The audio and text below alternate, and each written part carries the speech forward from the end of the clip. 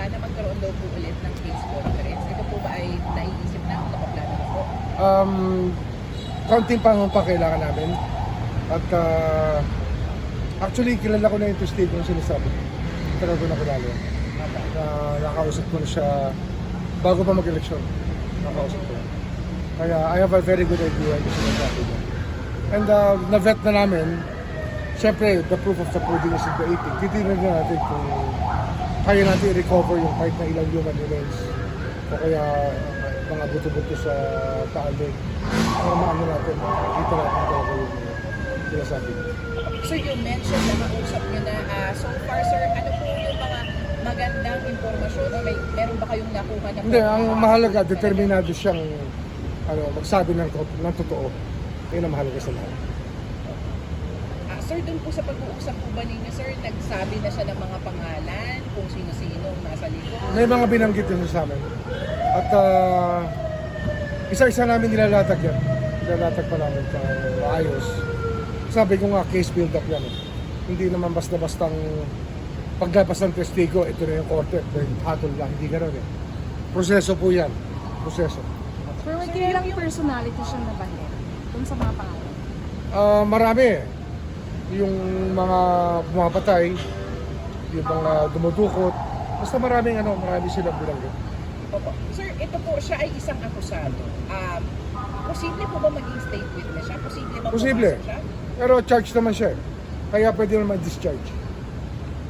Ang charge, ang tao para maging state witness, charge muna yan, tapos saka i-discharge, papakita sa korte na kinakailangan niya kanyang testimonya para mailabas ang kaso na maayos. Sir, how many people are we looking at dun po sa mga sinabi niyang mga pangalan, mga tao sa likod? Hindi ko pa mabilang pero mahigit 10 yan. Mahigit 10. Sir, yung parang maging state witness, malaking magmamatter ba yung kung sakali makapag sa tali, makita yung mga Hindi naman. niya? Sometimes the veracity of the statements themselves. Tsaka hindi lang naman yung remains na nandyan eh. Meron pa kami hawak na iba-iba mga dokumento pa na maaaring magpatunay ng sinasabi niya. So yung paghahanap sa taalig, may mga detalye na po ba? Wala pa, inaayos pa namin at pati Coast Guard subukan natin kunin para yung diving team nila tsaka Navy. Kasi mabigat na diving to, freshwater to eh. Hindi to basta-basta. Technical divers talaga kailangan natin para maasikaso. Opo. Sir, yung mga sinabi po niya, gaano karaming kaso yung matutulungan niya? Gaano karaming pawala? O lahat po ba involved siya? Basta ang sinasabi niya, mahigit 100 yan. Ang biktima. Sir, Repiso, sir, na-reassign po sa office niyo, nag-report na ba? Ano pong... Ano yan, at sa internal matter, hindi pa natin pinag-uusapan yan. Kasi, due process yan. Hindi wala tayong, hindi natin pwede pag-usapan yan.